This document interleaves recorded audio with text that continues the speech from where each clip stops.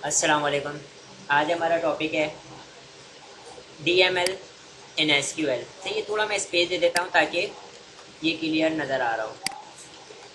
सही है। Last class में हम लोगों ने क्या किया था, DDL को देखा था। DDL के अंदर यूज होने वाले सारे इंपॉर्टेंट क्यूरीज को हम लोगों ने वन बाय वन स्टडी किया था, प्रैक्टिकल परफॉर्म करके देखा था। सही है, ये सारी चीज़ें हम लोगों ने लास्ट क्लास में कर ली थी। DML, data manipulating language. DDL में हम लोग स्ट्रक्चर के ऊपर बात कर रहे थे। अब हम किसके ऊपर बात करेंगे कि हम लोगों ने स्ट्रक्चर क्रिएट हो गया, मतलब लाइब्रेरी हमारे पास बन गई है। लाइब्रेरी बन गई, लाइब्रेरी के अंदर जितने भी शेल्फ थे वो सारे बन गए हैं, अलमारियाँ जितनी भी थी वो सारी बन गई। अब हमने क्या रखनी है, बुक्स रखनी है।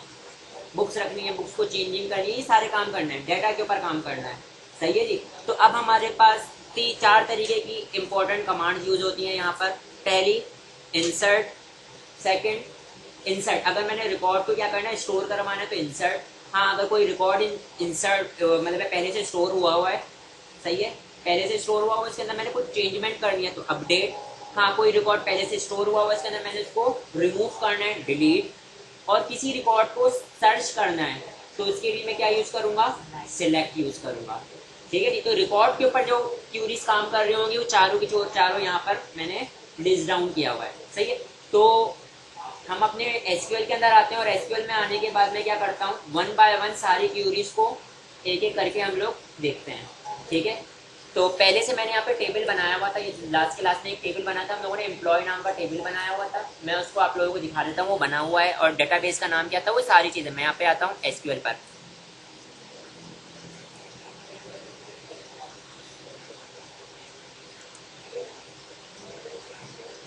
एसक्यूएल पर आ गया। एसक्यूएल पर आने के बाद यहाँ पे अभी क्या यूज हुआ है, मास्टर। हमारे टेबल का नाम क्या था, यूज।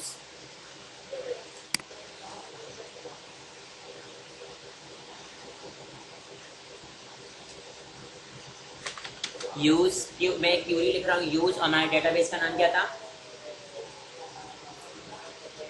क्या नाम था, लो जी। अच्छा, हमारे लास्ट क्लास में हमारे टेबल का नाम था डॉलमेन। मैंने यहाँ पे डॉलमेन लिखा, डेटाबेस का नाम, डॉलमेन था। और इसको मैंने सिलेक्ट किया। सिलेक्ट करने के बाद मैं F5 प्रेस कर दूंगा, लेकिन मेरे जो यूज़ कर रहा हूँ रिकॉर्डर, वो F5 का मतलब जूम इन जूम आउट है, इसलिए मैं यहाँ पे F5 एग्जीक्यूट कर दूंगा। ठीक है। तो मेरे पास ये डेटाबेस यूज में आ गया। अच्छा देखें, अब मेरे पास डेटाबेस यूज हुआ है, डेटाबेस यूज हुआ है। अब इसके अंदर मैंने काम करना है, तो अब मैं आपको दिखा देता हूँ हमारे पास क्या था, टेबल कौन सा बना हुआ था। टेबल के अंदर आता हूँ।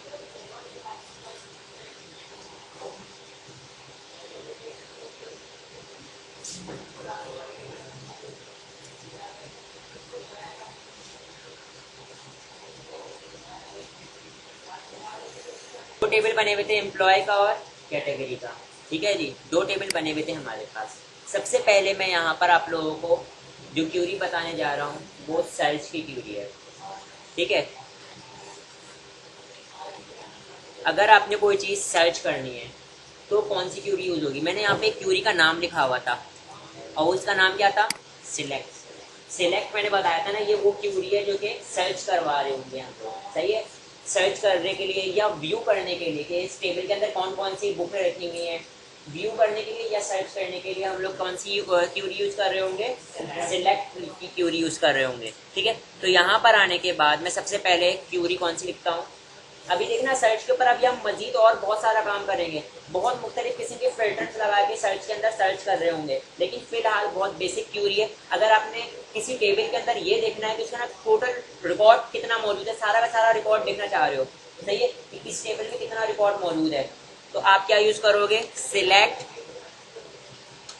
स्टैटिक फ्रॉम, टेबल का नाम क्या है, एम्प्लॉय।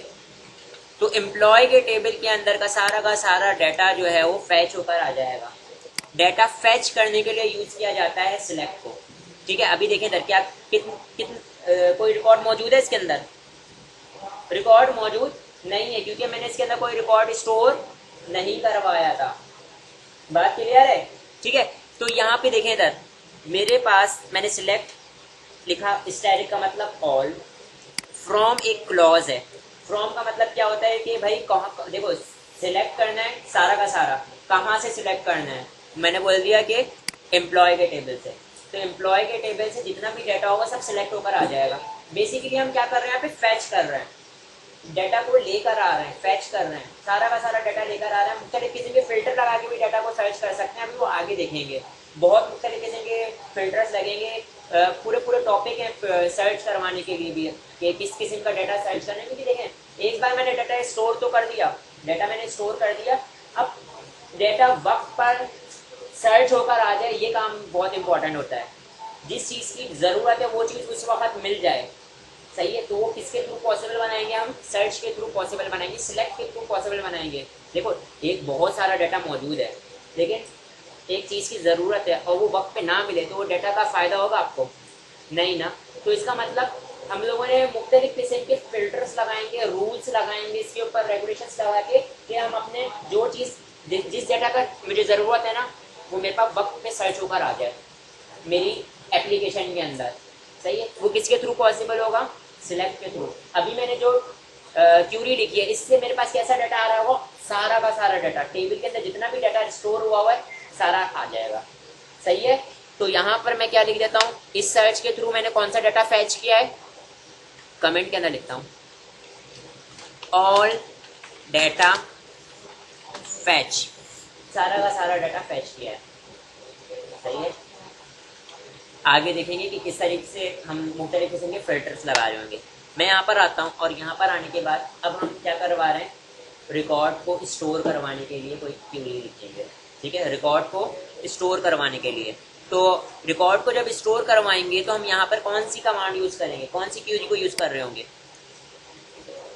इंसर्ट, ठीक है। मैंने आप लोगों को बताया था कि हम क्यूरी को जो मैं नाम ले रहा हूँ इसका मतलब क्या है, कोडिंग, सही है। एसक्यूएल में उसको क्या कहते हैं, क्यूरी कहते हैं, ठीक है। तुम अब मैं कौन सी क्यूरी यूज करने जा रहा हूँ, इंसर्ट की क्यूरी यूज करने जा रहा हूँ। तो यहाँ पे मैं लिख देता हूँ कि हम इंसर्ट वाला काम करने जा रहे हैं। इंसर्ट दो तरीके कार से हो सकता है,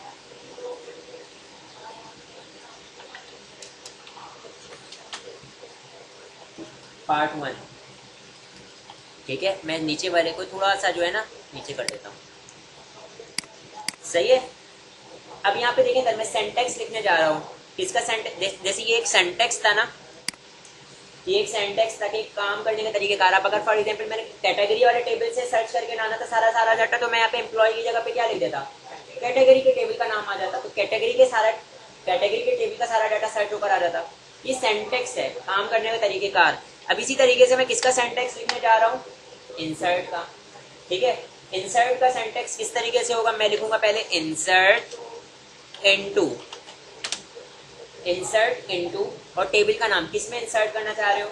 फॉर एग्जांपल मेरे पास टेबल का नाम क्या है, एम्प्लॉय। टेबल के अंदर मैं क्या देखें, टेबल के अंदर मैं कौन सा टेबल है मेरे पास, एम्प्लॉय। और एम्प्लॉय के अंदर अब मेरे पास मैंने क्या करना है, वैल्यूज कौन सी इंटर होगी, वैल्यूज, और राउंड ब्रैकेट में मैं सारी वैल्यूज 1 by 1 कॉमा सेपरेटेड बता दूंगा, ठीक है। लेकिन ये वाला जो तरीकेकार है, ये जो मैंने अभी लिखा है, इसके अंदर हम लोग फॉर्मेट जो है वो सेम रखेंगे, मतलब सीक्वेंस सेम रखेंगे। सीक्वेंशियली अगर मैंने इंसर्ट करवाना है, फॉर एग्जांपल देखें नीचे देखिएगा, पहले आईडी आ रही थी, फिर नेम आ रहा था, फिर पासवर्ड आ रहा था, फिर एज आ रही थी, फिर सैलरी आ रही थी, फिर डेट ऑफ बर्थ आ रही थी, फिर जेंडर आ रहा था।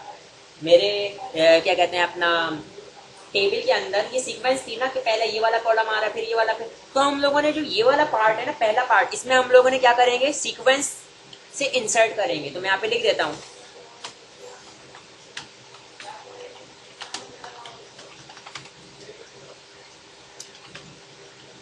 बात समझ में आई, सीक्वेंशियली इंसर्ट करेंगे, अपनी मर्जी के कॉलम नहीं ऐसे कि जेंडर को पहले इंसर्ट करवा दिया और सैलरी को पहले इंसर्ट करवा दिया, एज को ऐसे इंसर्ट करवा दिया, ऐसे नहीं होगा। सीक्वेंशियली इंसर्ट करवाएंगे हम, ठीक है। और सारे कॉलम को इंसर्ट करना लाजमी है। पहले वाले पार्ट में, ये जो पहला पार्ट है ना, इसमें पहला काम किया सीक्वेंशियली इंसर्ट करेंगे। और एक और चीज, इंसर्ट ऑल कॉलम डाटा, ठीक है। मतलब सारे कॉलम के डाटा को इंसर्ट करना लाजमी है। ऐसा नहीं हो सकता कि किसी कॉलम को आप छोड़ दो। फॉर एग्जाम्पल एज नहीं पता, एज आप नहीं इंसर्ट करवाना चाह रहे तो आप एज को छोड़ दो, ऐसा नहीं होगा। इसमें आपने सारे कॉलम को इंसर्ट की वैल्यूज इंसर्ट करना लाजमी है। तो यहाँ पे मैं लिख देता हूँ इंसर्ट ऑल कॉलम डाटा। ये बात क्लियर है? पहला पार्ट सिक्वेंशली इंसर्ट करोगे, सेकंड पार्ट के सारे कॉलम का डाटा इंसर्ट करोगे अपनी मर्जी से, कोई कॉलम छोड़ नहीं सकते, स्किप नहीं कर सकते। सही है? ये चीज क्लियर है? अगर ये चीज क्लियर है तो मैं देखो इंसर्ट इनटू एम्प्लॉय, एम्प्लॉय के टेबल के अंदर इंसर्ट करवा दो। वैल्यूज कौन सी होंगी? यहाँ पे मैंने राउंड ब्रैकेट में मैंने पास करना पड़ेगा, राउंड ब्रैकेट के अंदर मैंने पास करना पड़ेगा। यहाँ पर आ जाता हूँ, सबसे पहले मेरे पास क्या आ रहा है? आईडी। देखिए इधर मैंने सिलेक्ट वाला काम इसीलिए पहले बताया था कि नीचे कॉलम सारे सिलेक्ट होकर आ रहे होंगे और मैं एक एक करके आपको इंसर्ट करवा के बता दूंगा। ठीक है, तो यहाँ पे मेरे पास सबसे पहले आईडी आ रही, तो मैं यहाँ पे आईडी क्या है, for example 1 they the, comma separated सारे कॉलम आएंगे, कॉमा दिया। अब मैंने यहाँ पे क्या बताना है? नेम। तो ये नेम को मैंने क्या दिया था? यहाँ पे देखें जरा, varchar दिया था। कॉलम्स में मैं आता हूँ, डाटा टाइप देख लेता हूँ, डाटा टाइप क्या है। देखें इधर आईडी का इंटीजर था, इसलिए मैंने इंटीजर दे दिया। इंटीजर के लिए कोई कॉमा की जरूरत नहीं होती। नेम में हाँ मुझे कॉमा की जरूरत पड़ेगी, तो मैं नेम में मैं क्या रखता हूँ? सिंगल कोड रखता हूँ, डबल कोड नहीं होता है यहाँ पे, डबल कोटेशन नहीं, सिंगल कोटेशन होती है। फॉर एग्जाम्पल मैंने अली रख दिया, फिर कॉमा। अब मेरे पासवर्ड चाहिए, फॉर एग्जाम्पल पासवर्ड चाहिए, मैंने यहाँ पे 1 2 3 रख दिया पासवर्ड, क्योंकि varchar था इसलिए 1 2 3 को भी मैंने किस में पास किया? सिंगल कोड में पास किया, क्योंकि मैंने इसकी डाटा टाइप क्या ली हुई थी? varchar। ठीक है, फिर तीसरी चीज मैं यहाँ पे क्या पास करने जा रहा हूँ? एज। अगर मैं यहाँ पे रख देता हूँ 23, क्योंकि वो इंटीजर में इसलिए मैंने 23 डायरेक्ट रखा है। फिर उसके बाद मेरे पास क्या है? सैलरी। तो सैलरी मैंने रख दिया जो भी रखना चाहूँ। फिर डेट ऑफ बर्थ, मेरे पास डेट ऑफ बर्थ किसके अंदर है? डेट के अंदर है। सही है, तो डेट में मैं किस तरीके से डाटा डेट को लूंगा?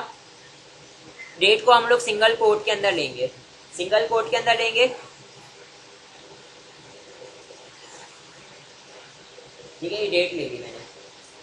फिर उसके बाद मैं जेंडर, जेंडर क्या है? इंटीजर लिया हुआ है अनफॉर्चुनेटली, तो मैं ट्रू और फॉल्स ले लेता हूँ।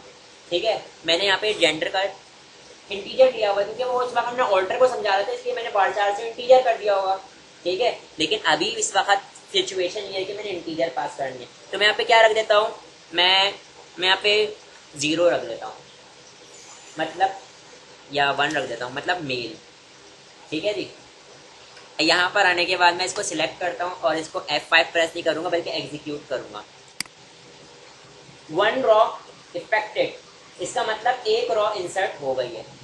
अगर आप देखना चाहते हैं कि वो रॉ इंसर्ट हुई है तो ये देखें, select static from employ, F5 नहीं प्रेस करूंगा, एग्जीक्यूट करूंगा और यहाँ पे देखें इधर, हाँ भाई सही है, मेरा रिकॉर्ड इंसर्ट हुआ है और सारा का सारा सिलेक्ट होकर भी आ रहा है। सही है, अभी मैंने यहाँ पे क्या करता, अब मैं आपको एरर बताने जा रहा हूँ। मैंने यहाँ पे जेंडर को नहीं पास किया, जेंडर को पास नहीं किया, सीक्वेंशली वाली sorry insert all column data वाला बता रहा हूँ कि देखें अगर मैं जेंडर को पास नहीं किया और मैं रन करता हूँ तो एरर आएगा। देखें इधर मैंने यहाँ पे इसको सिलेक्ट करता हूँ और एग्जीक्यूट करता हूँ, क्या कह रहा है? एरर पढ़ो, कॉलम नेम और number of supplies values does not match table definition. मतलब है कि टेबल के अंदर आपने जो कॉलम डिफाइन किया, जो वैल्यू असाइन कर रहे हो वो टोटली डिफरेंट है। ऐसा ही है, क्योंकि आपने एक कॉलम की वैल्यू पास नहीं कर रहे। मैंने जो एक रूल लिखा हुआ है वो रूल वायलेट कर रहा है, वायलेट कर रहा है ना रूल। सही है, बात क्लियर है? अभी एक और चीज यहां पे मैं लिख देता हूं 0 और मैंने यहां पर 23 जो एज लिखी हुई है मैं उसको varchar कर देता हूं। मैंने क्या कर दिया? उसको varchar कर दिया। और varchar करने के बाद फॉर एग्जाम्पल इसमें मैंने W भी लिख दिया, मैं मिसाल के तौर पर बोलता हूँ। सही है, तो अब एज की जगह पे क्या आना था? इंटीजर में डाटा आना था। एज में क्या आना था? इंटीजर का डाटा आना था। तो ये भी मेरे पास क्या करेगा? रिस्ट्रिक्ट करेगा। आ गया, रिस्ट्रिक्ट कर दिया। Conversion failed when converting varchar, मतलब कि आप टेबल के अंदर गलत डाटा टाइप वाला डाटा पास कर रहे हो, उसने वहीं पे पकड़ लिया, रिस्ट्रिक्ट कर दिया। सही है, हाँ इसकी वैल्यू है ना, ये क्या कहते हैं अपना varchar है ना, varchar है। और आप कौन से कॉलम में डाल रहे हो? स्ट्रिंग की वैल्यू, और आप इंटीजर की कॉलम में डाल रहे हो। सही है, तो जाहिर सी बात है वो रिस्ट्रिक्ट करेगा ना। कर दिया उसने रिस्ट्रिक्ट, जाने दिया उसने क्या डेटा को? नहीं, रोक दिया, रोका। सही है, तो मैंने आपको क्या बताया, सीक्वेंस को भी मैं आउट करके दिखाता हूँ। फॉर एग्जाम्पल इधर देखें, अच्छा आपको यहाँ से एक चीज जाहिर हो गई होगी कि सीक्वेंस में ही डाटा जाएगा, वो कैसे? देखें, पहले मैंने अगर यहाँ पे मैंने इसकी डाटा टाइप चेंज कर दी तो इसका मतलब इसकी सीक्वेंस वाली चीज आउट हो गई ना। ठीक है, तो ऑटोमेटिकली ये एक बार मेरी बात क्लियर हो गई कि सीक्वेंस आउट हो गई। जेंडर की जगह, एज की जगह पे अगर वारचार का डाटा आ गया, इसका मतलब सीक्वेंस आगे पीछे हो गई ना, वारचार आ गया, सीक्वेंस आगे पीछे हो गई, तो उसने रिस्ट्रिक्ट कर दिया मुझे। तो दोनों चीजें मेरे पास यहाँ पर पॉइंट्स क्लियर हो गए। पॉइंट्स क्लियर है, ये सही है।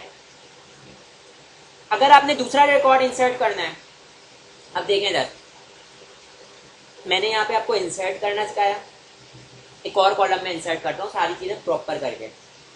मैं यहाँ पर आता हूँ, इसको रिकॉर्ड को क्या कर देता हूँ, टू अली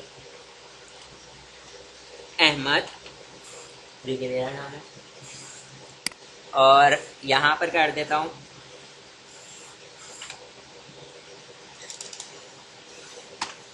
ये एज है, और डेट रख लेते हैं, डेट को यही जाने देते हैं, और इसको भी 0 रहने देते हैं। अब ये देखें इधर, मैंने इसको सिलेक्ट किया और एग्जीक्यूट कर दिया, वन रॉ इफेक्टेड। और अब मैं सिलेक्ट स्टैटिक फ्रॉम, मतलब सारे के सारा डाटा को मैं सिलेक्ट करता हूँ और एग्जीक्यूट करता हूँ। तो 2 रिकॉर्ड इंसर्ट हुए मैं, 2 रिकॉर्ड इंसर्ट हुए मैं, सही है, 2 रिकॉर्ड तो इंसर्ट हुए मैं। अब एक और चीज मैंने यहाँ पे चेंज करनी है। अब मेरे पास एक से ज्यादा रिकॉर्ड अगर मैंने इंसर्ट करने हैं एक ही क्यूरी से, एक क्वेश्चन है, एक से ज्यादा रिकॉर्ड मैंने इंसर्ट करने एक ही क्यूरी से, तो कैसे करोगे? फॉर एग्जाम्पल मैं 5 रिकॉर्ड इंसर्ट करना चाह रहा हूँ एक ही क्यूरी से। देखो इसका पार्ट 2 पे मैं जाता हूँ, यहाँ पे मैंने लिखा है ना पार्ट 1 है ये इंसर्ट करवाने का, पार्ट 2 पे मैं जाऊंगा। लेकिन उससे पहले मैं एक छोटा सा आपको एक और चीज क्लियर करना चाह रहा हूँ कि ये सिंगल इंसर्ट था, सिंगल इंसर्ट था। सिंगल इंसर्ट के बाद अगर मैंने मल्टीपल रॉज को इंसर्ट करना है एक ही साथ, जैसे कि ये रॉज है ना, रॉ 1 रॉ 2, अगर मैंने 5 रॉ को एक साथ इंसर्ट करना है, मैं एक मिसाल के तौर पे बोल रहा हूँ, तो किस तरीके से इंसर्ट करोगे? मैं यहाँ पे बोलता हूँ, देखिए जो राउंड ब्रैकेट में जितनी भी चीज है ना, ठीक है, यही चीज बार बार रिपीट करनी है ना, तो यहाँ से मैं क्या करता हूँ, इसको कॉपी करूंगा और यहाँ पर कॉमा सेपरेटेड, और मैं नीचे आके, देखिए नीचे आके मैं इसलिए लिख रहा हूँ कि थोड़ा जो है वो डेटा जो है प्रॉपर तरीके से नजर आ रहा हो आप लोगों को। मैं बराबर में भी लिख सकता है, तो कॉमा मैंने डाला है ना, बराबर में भी लिख सकता है, लेकिन मैनेज करके काम किया हुआ है। अब यहाँ पे देखें इधर, मैं यहाँ पे 3 और यहाँ पे अहमद के बजाय मैं अब यहाँ पे क्या कर लेता हूँ, शहजाद, और बाकी चीजें सेम रहने देता हूँ, बस नेम और आईडी चेंज कर देना ताकि आप लोगों को डिफरेंस नजर आ रहा हो। मलिक साहब है ये, ठीक है। और एक और रिकॉर्ड देखें इधर, यहाँ पर आया, यहाँ पे मैंने पेस्ट किया, कॉमा पेस्ट 5 6 आसिफ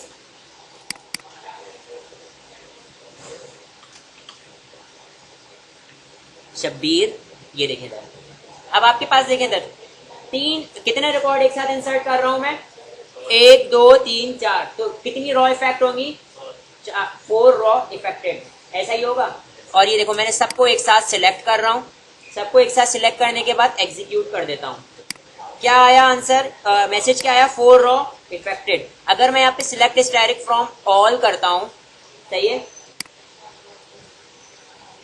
1 2 3 4 5 6 सारी की सारी रॉ इफेक्ट हो गई, सही है। ये पहला पार्ट था, सही है। मैं आप लोगों को प्रैक्टिस करने के लिए देता हूँ, लेकिन दोनों पार्ट एक साथ बताने के बाद, पहले दोनों पार्ट बता दूं, फिर उसके बाद प्रैक्टिस करने के लिए, इंसर्ट की प्रैक्टिस करने के लिए देता हूँ। यहाँ तक ये क्लियर है, ये सही है। अब हम आ जाते हैं पार्ट नंबर 2 पे, सही है। पार्ट नंबर, अच्छा इसको साथ साथ हम सेव कर लेते हैं ताकि इसकी अगर क्यूरी आप लोगों को चाहिए हो तो क्यूरी ले लो। मैंने इसको सेव कर लिया है, अपने उसी फोल्डर में सेव किया, यहाँ पे हमारी सारी रिकॉर्डिंग सेव हो रही है, ठीक है। अब मैं यहाँ पे क्या करने जा रहा हूँ, पार्ट नंबर 2 के दूसरा कौन सा तरीकेकार हो सकता है जिसमें हम लोग क्या करेंगे, डाटा को इंसर्ट करवा रहे होंगे। तो यहाँ पर हमारे पास किस किस्म का डाटा इंसर्ट हो सकता है, मैं यहाँ पे बोल रहा हूँ अपनी मर्जी के कॉलम इंसर्ट करवा सकते हैं, जिसका अगर मैं इंसर्ट नहीं करवाऊंगा उसकी कॉलम की जगह पे ऑटोमेटिकली क्या चला जाएगा, नल चला जाएगा। सही है, नल मतलब खाली होगा वो कॉलम। लेकिन पहले वाले तरीके कार में मैं ऐसा नहीं कर सकता था। फॉर एग्जाम्पल आप लोग एडमिशन के लिए आते हो, आपका सारा का सारा रिकॉर्ड कहीं पे स्टोर किया जा रहा होता है।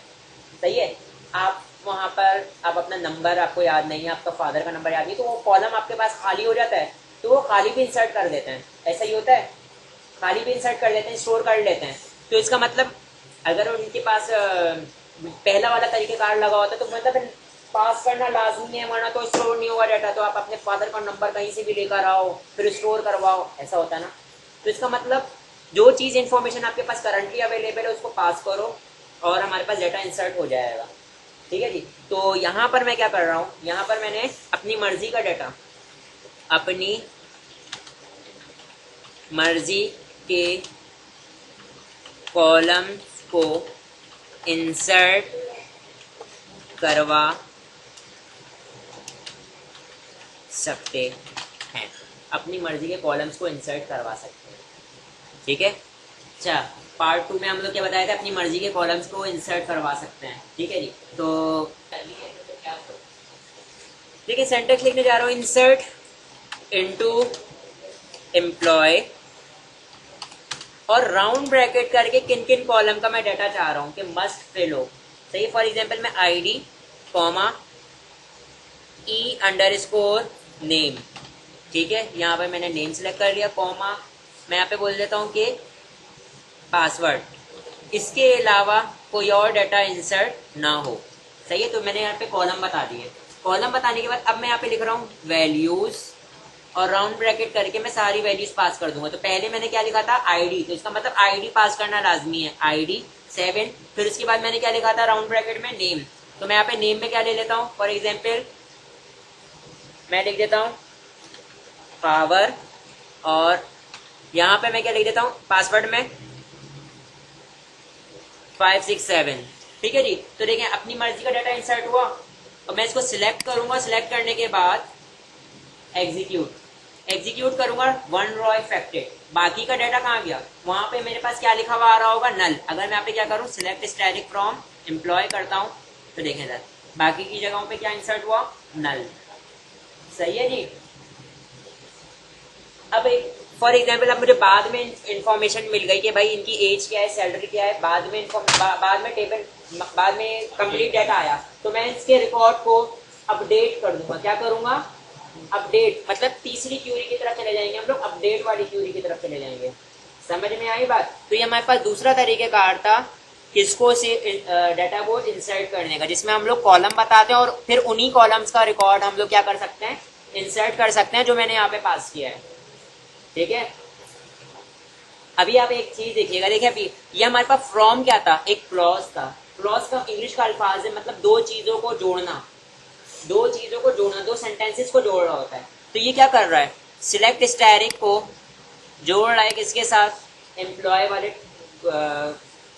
एम्प्लॉय के साथ जोड़ रहा है। लेकिन क्या काम करके ला रहा है, वो इसकी फंक्शनैलिटी यहाँ पे पहले से डिफाइन हुई है कि सिलेक्ट करो सारा डाटा कहाँ से, एम्प्लॉय के टेबल से। ठीक है, तो लेकर आ जाएगा। इसी तरीके से हमारे पास एक और क्लॉज होता है, जिसका नाम क्या होता है, वेयर।